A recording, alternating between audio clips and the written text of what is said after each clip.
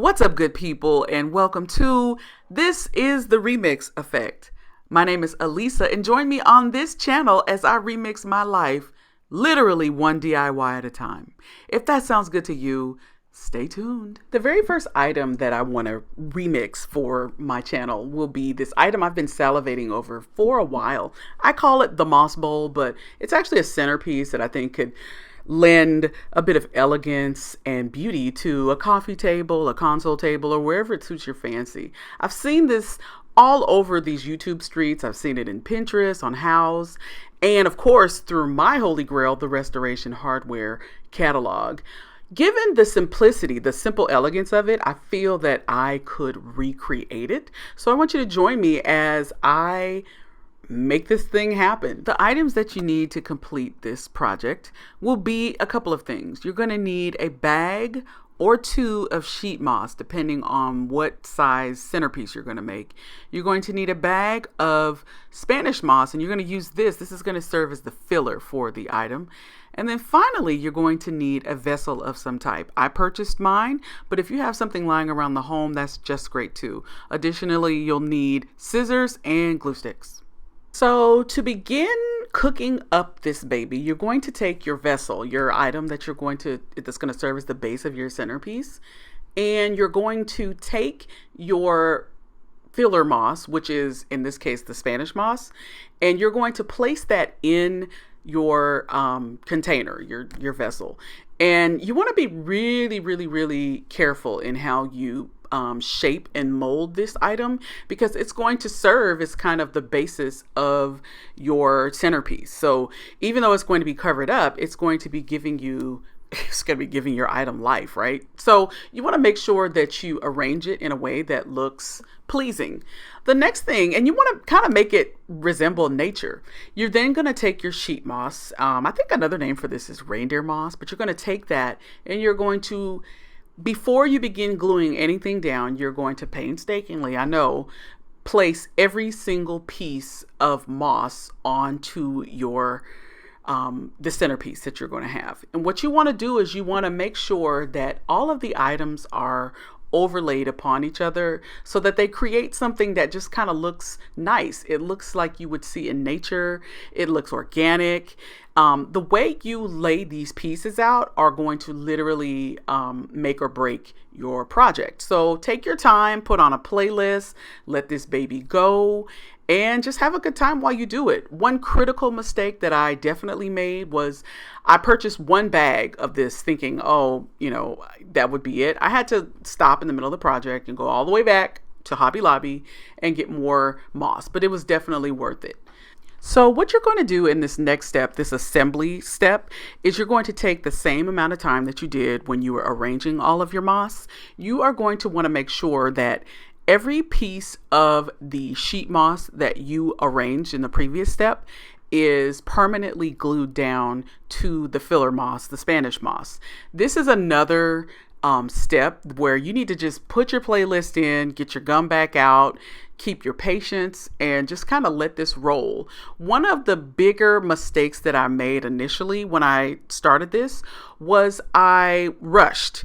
And the challenge is, as you rush, if you're a glue gun warrior, that as you stick glue on, what happens is you get these errant strands of glue that dry and they lay over your moss. Well, the problem is this moss is extremely delicate and it's a pain in the petunias to remove like errant strands of like glue out of your moss. So just take your time during this assembly phase and it will definitely be worth it in the final product.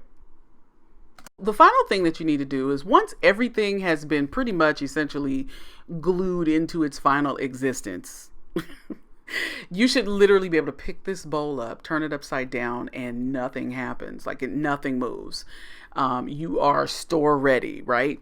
But the last thing that you need to do is just kind of the cleanup. What I did was I made sure that all of the moss that the sheet moss that was visible was tucked under the lip of the vessel. So that finished look that you get is kind of like that, where everything kind of finishes on its own edge. It's kind of like a nice clean, lined up haircut. Like, you just want to make sure everything aligns in its place. For me, I didn't want anything running over. I wanted to make sure all the moss kept a good boundary with kind of like the bowl, because I think that's going to add to that kind of the crispness of your item.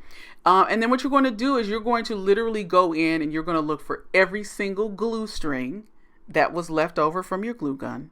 And you're also going to be looking for any pieces of Spanish moss that comes out, because it actually wants to peek through too. So what you're doing with your scissors is you are literally kind of giving it an edge up.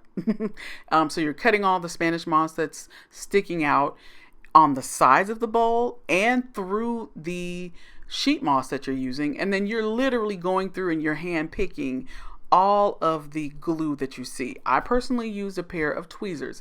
It's just that serious. So anyway, what you want to do is you want to clean this baby up, you want to finish it up, and you want to take your time in going over those last little bits of kind of refresh, because honestly, once you put this down, you're going to want to move to the next thing. That's just like me.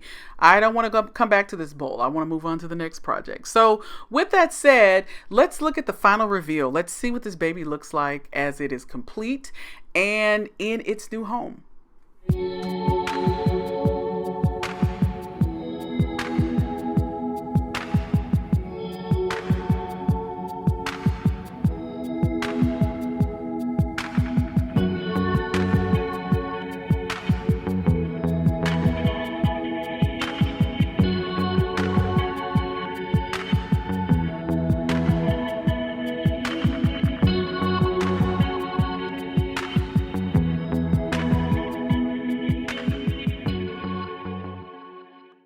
So let's look at the breakdown of this entire project. So my vessel was originally $24 and I had a 50%. Actually, no, it was on sale for 50% off. So I got it for $12. The Spanish moss, that filler moss, was $3.99 a bag. The sheet moss, I had to get 2 of them. They were $6.99, I think, a bag. And I needed 2 of them, and I did have another coupon for those, which brought those to $3.50 each, which brought my final grand total to $23. This was a steal, y'all. I think in the grand scheme of things, I saved a good deal of money and I had fun doing this project. I think this was a win for all, guys. I've seen these $300. I've seen them sell for $500.